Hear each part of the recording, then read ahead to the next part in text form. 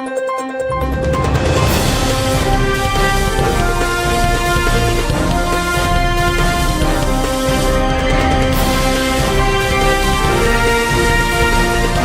नगरी 24 तास न्यूज, रोखोक बातम्या आणि बरच काही.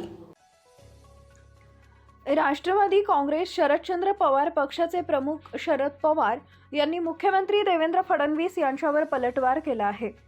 ते म्हणाले की सुनेत्रा पवार यांनी उपमुख्यमंत्री पदाची शपथ घेतल्याबद्दल मला आनंद आहे. अजित पवार आणि जयंत पाटील यांच्या दोन्ही पक्षांच्या विलीनीकरणाबाबत चर्चा झाली होती.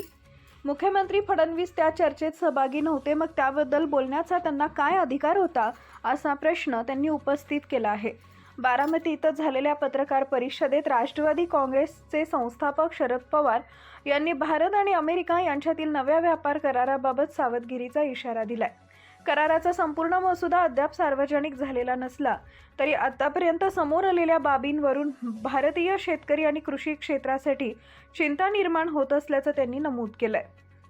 विशेषतः अमेरिकेला भारतात कृषी उत्पादनांची निर्यात करण्याची तरतूद या करारात असण्याची शक्यता त्यांनी अधोरेखित केली.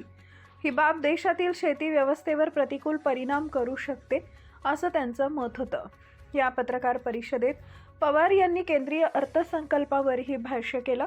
संसदेत अर्थसंकल्प सादर होताना आपण नेहमी उपस्थित असतो, मात्र अजित पवार यांच्या अपघातामुळे यावेळी दिल्लीला जाता आलं नाही, असं त्यांनी सांगितलंय.